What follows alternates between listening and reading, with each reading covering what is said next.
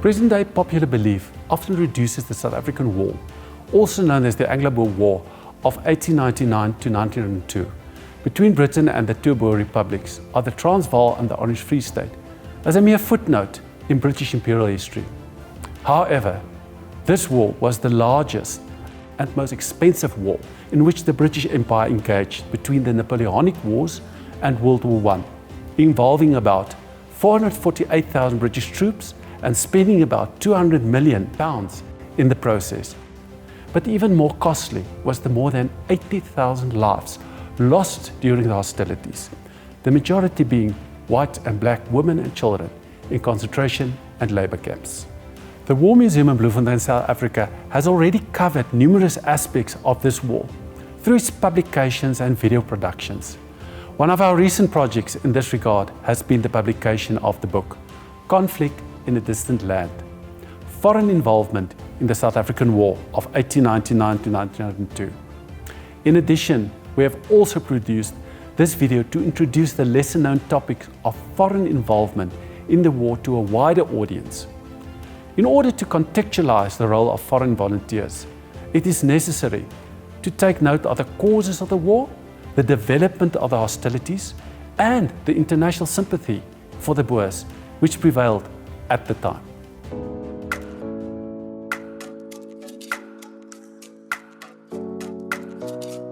The causes of the South African War have provoked intense debates among historians and remain as contentious today as during the war itself. Following the British occupation of the Cape in 1806, Dutch-speaking inhabitants and farmers of the Cape Colony gradually relocated to the interior of South Africa to escape British rule. This eventually led to the establishment of two Boer Republics in the 1850s, namely the Orange Free State Republic and the Transvaal. The discovery of significant gold reserves in the impoverished Transvaal in the 1880s caused an influx of immigrants and outlanders. Fortune seekers, miners, craftsmen, merchants, industrialists, financiers, and, as some historians put it, villains and rogues ascended from all over the globe on the Transvaal. Influential British politicians realized that accessing such newfound gold reserves would allow considerable influence over the global economy and politics. As a result, the British government presented the limitation on the voting rights of outlanders in the Transvaal as a restriction on the rights of their citizens, and also used the issue as a justification for conflict. In the end, rising British imperial interest in the territory and Republican resistance in this regard resulted in the outbreak of the South African War on the 11th of October 1899. Since the adjacent Republic of the Orange Free State concluded a defensive treaty with the Transvaal, this republic was now also drawn into the hostilities. Through compulsory enlistment, the two Boer republics assembled a mainly citizen force of about 55,000 men. During the conventional phase of the war, the Republican forces besieged the key towns of Ladysmith, Mafeking and Kimberley in the British colonies of Natal and the Cape. The Boers also defeated the British decisively in a number of major military engagements, such as the battles of Stormberg, Magersfontein and Colenso. However, the arrival of large numbers of British reinforcements by early 1900 made an eventual Boer defeat inevitable. The invading British forces relieved the besieged towns and forced the surrender of significant numbers of Boer combatants during the Battle of Paardeberg and elsewhere. Thereafter, the British forces rapidly advanced to occupy the capitals of both republics by June 1900.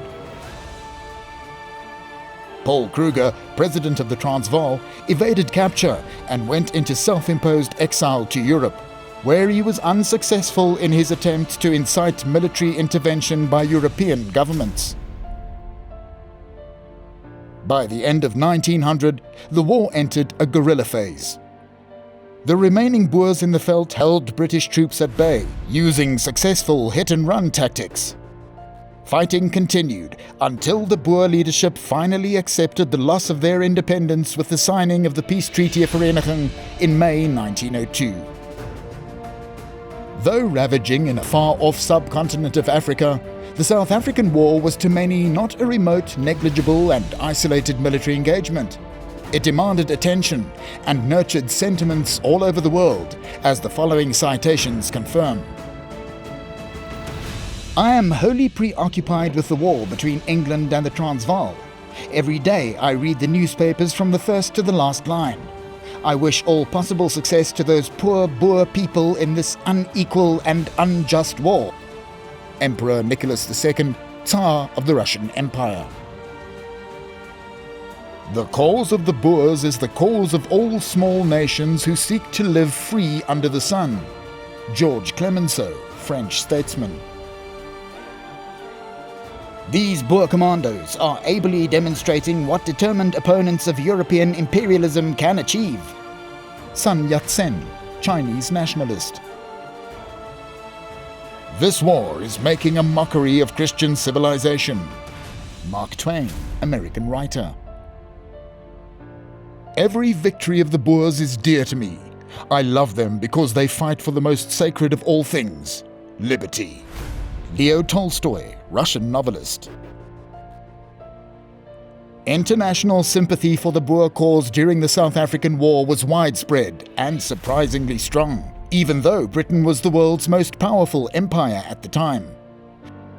This sympathy came from civil associations, nationalist movements, public figures, intellectuals and ordinary people across Europe, the Americas and beyond.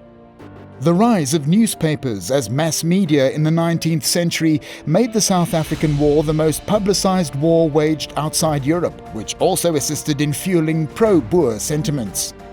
Pro-Boer media abroad frequently depicted the war as a blatant attempt to seize the gold reserves of the Transvaal and consolidate British dominance in southern Africa, triggering allegations of greed and aggression.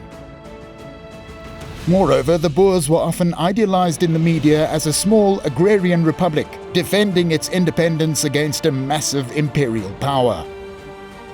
Especially news coverage of British scorched earth tactics during the guerrilla phase of the war, including the burning of Boer farms and the establishment of concentration camps where thousands of Boer women and children perished at a high rate from disease and malnutrition, caused international outrage and further galvanized sympathy for the Boers and hostility towards Britain.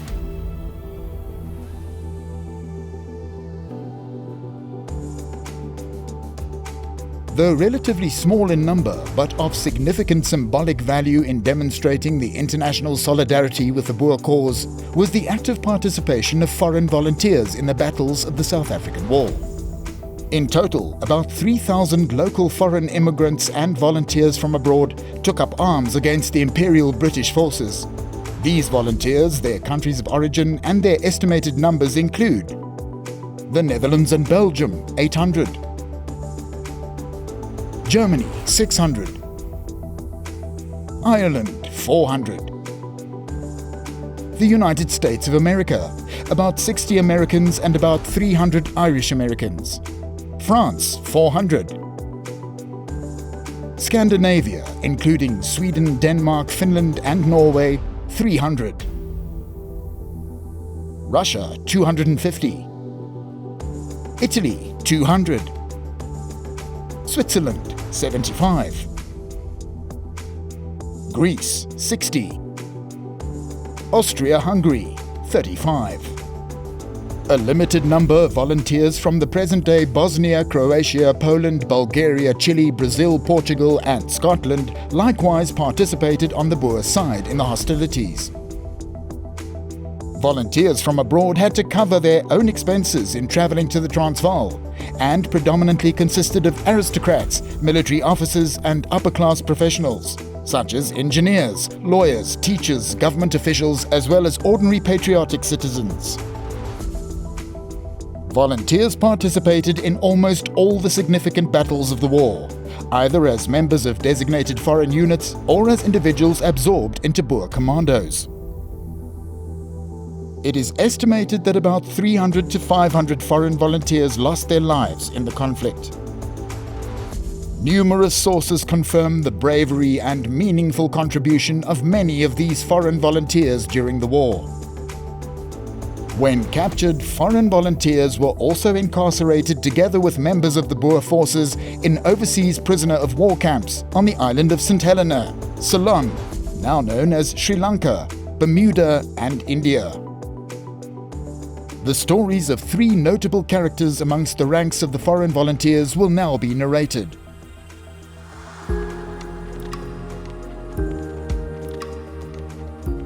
Georges de Villebois-Mérieux grew up in an aristocratic family with a tradition of military service. He embarked on a military career as a lieutenant in the French army in 1868. The strongly built de Villebois, with his striking and penetrating blue eyes, swiftly earned the reputation of a respected and brave commander during numerous military conflicts.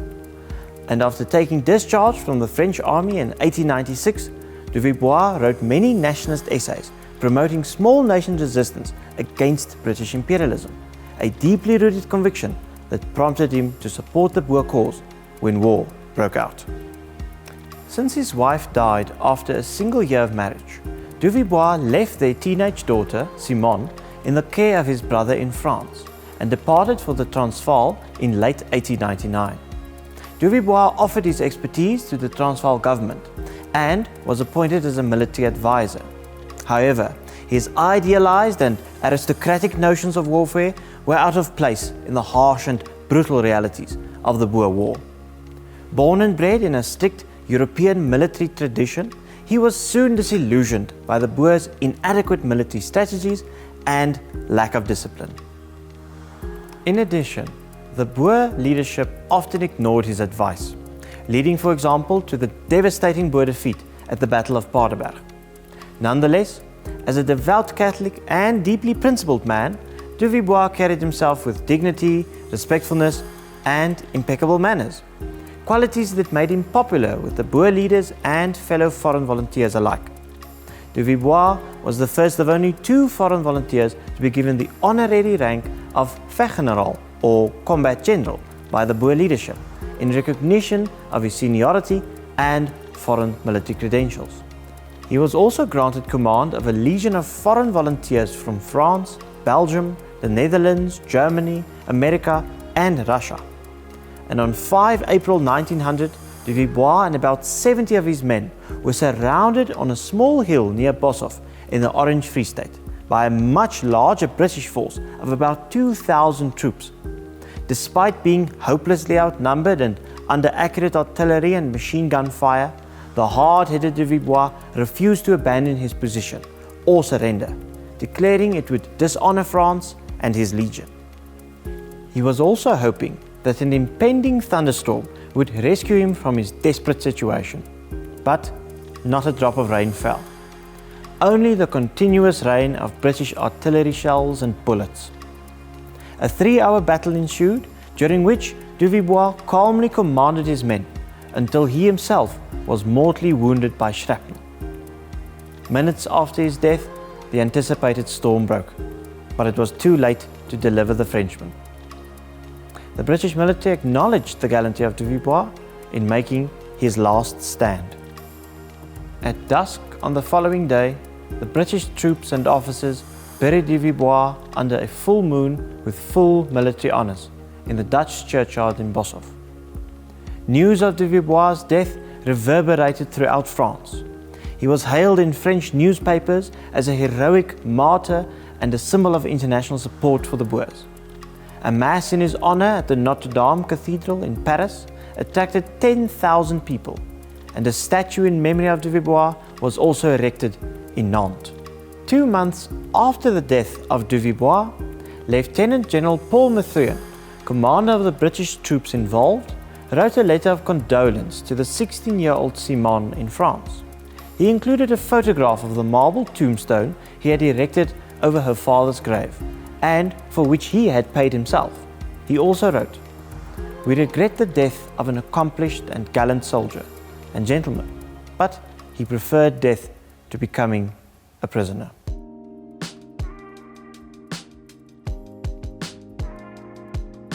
Yevgeny Maximov joined the Imperial Russian Army in 1869.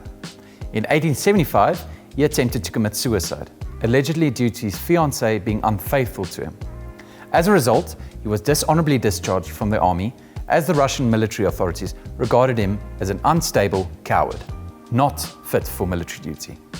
This incident left a lasting impact on Maximov's life. By the time he arrived in South Africa in late 1899, he had already participated voluntarily and with distinction in numerous military conflicts across Africa and Europe. For Maximov personally, volunteering offered him an opportunity to restore his honor and reputation through his courageous actions on the battlefield. Very soon after joining the Boer War effort, his exceptional bravery in leading from the front quickly earned him the reputation of a man of action. Bold as a lion, though obstinate like a mule.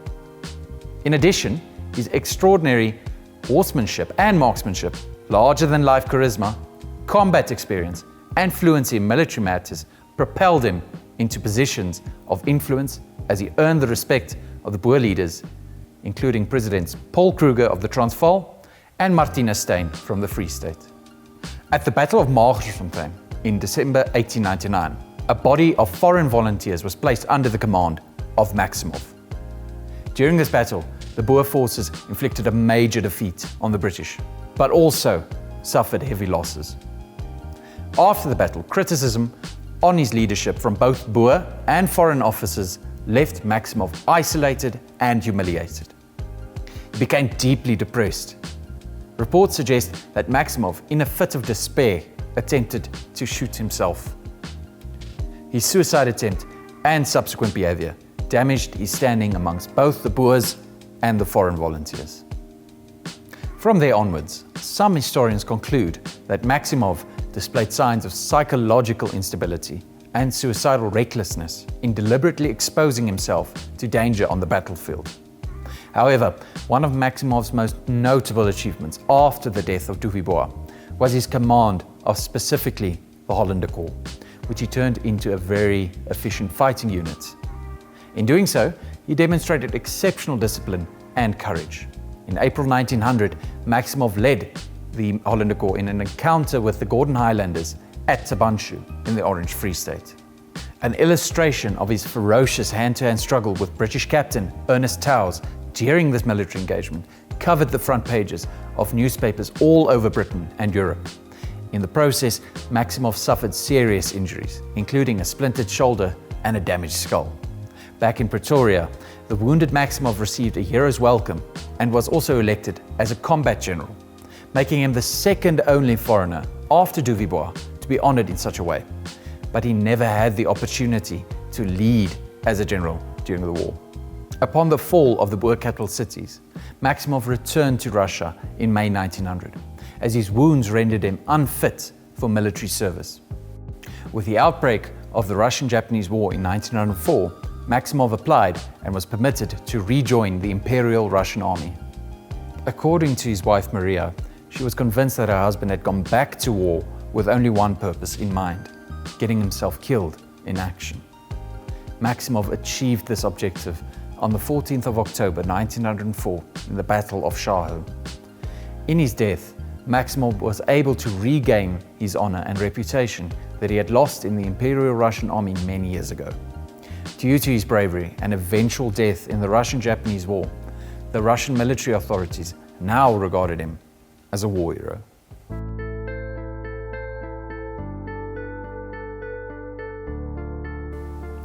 After training at different military institutions, Camillo Ricciardi joined cavalry units in the Italian army in 1885, where he served as a lieutenant and a captain for 6 years.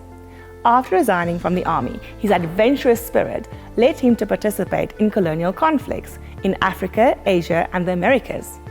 Soon after arriving in South Africa in late 1899, Ricciardi became well acquainted with Boer General Louis Botha and was entrusted with creating a volunteer corps consisting mostly of local Italian immigrants and Italian volunteers from abroad. The Italian Volunteer Corps, also known as the Italian Scouts, varied between 100 to 200 men during the course of the war. This corps took actively part in the battles of Elandslaagte, Colenso and Magersfontein, during which its members fought bravely but also suffered heavy casualties. In the process, Ricciardi and his Italian corps earned high praise from the Boer leadership for their discipline and effectiveness. During the Battle of Tugela in February 1900, Ricciardi suffered a serious leg wound and was sent to a military hospital in Pretoria. Here he was treated by a local Red Cross nurse, Myra Gutman. She was related to Paul Kruger through her sister, who was married to one of his grandsons. Also being a devoted patriot, Myra and the charming Italian had much in common and also developed a deep emotional connection. However, their feelings for each other were constrained by wartime circumstances and duties, and they eventually lost contact. As the hostilities progressed, the Italians excelled as scouts, responsible for reconnaissance and small-scale but high-impact operations. As many of the men under Ricciardi's command previously worked in a dynamite factory in the Transvaal, they were familiar with handling explosives. Therefore, the Corps also specialized in sabotaging railway infrastructure with precision, delaying British advances and disrupting supply lines in the process. In doing so, the courage and leadership of Ricciardi earned him recognition and admiration, not only amongst the foreign volunteers but also from various Boer generals. To many, this 2-meter-tall man was the embodiment of gallantry under fire, while also being known for his courteous conduct and humour under difficult circumstances. Moreover, Ricciardi had proven himself a compassionate humanitarian, as he would, whenever possible, send the personal belongings of slain British soldiers with letters of condolences to their families. At the beginning of the guerrilla phase of the war in September 1900, the Italian Corps was formally disbanded to adapt to the changing conditions of the war, leading to the reassignment of the Italian volunteers to smaller Boer guerrilla units. Due to health reasons related to his previous leg injury and personal issues at home, Ricciardi returned to Italy. On his departure, General Louis Botha personally came to bid him farewell. Back in Italy, Ricciardi organized pro-Boer committees and stayed in contact with the Boer leadership by means of letters. He also had great admiration for President Kruger. Therefore, Ricciardi decided to pay Kruger a visit when the latter, during his self-imposed exile, stayed over in Menton on the French Riviera. Ricciardi did not know beforehand that a family delegation was also visiting Kruger at the same time. Amongst them was the Red Cross nurse from Pretoria Military Hospital. Without much hesitation, Ricciardi asked Myra's hand in marriage, and the two were married soon thereafter in Menton. The couple eventually relocated to Argentina at the end of 1902, where Ricciardi played an important role as mediator between the Argentinian government and Boers who wanted to emigrate to the country after the war. On the couple's return to Italy, Ricciardi unfortunately suffered a stroke in 1923, which left him paralyzed. For climate and health reasons, the couple resettled in Casablanca in French Morocco. Here, Ricciardi died with Myra by his side in 1940, far from the war-torn country, where he would not only find worldwide fame on the battlefield, but also the love of his life.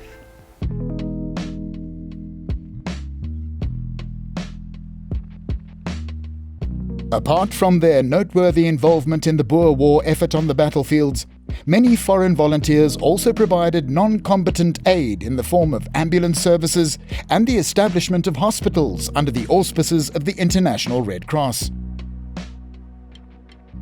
Between late 1899 and early 1900, 14 foreign ambulance units from 9 different countries arrived in the two republics.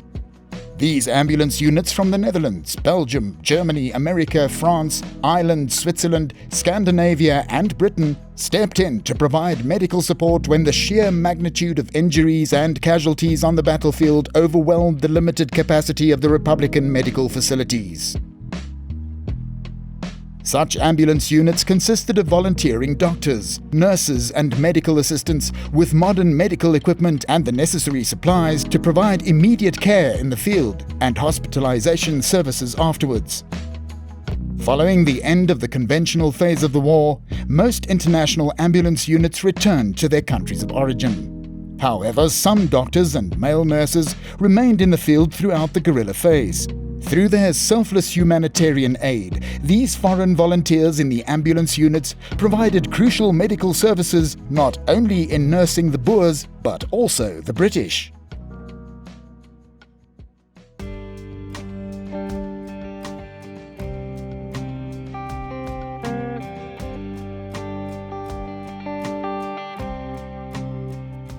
The War of 1899 to 1902 was the most devastating conventional military conflict ever fought on South African soil.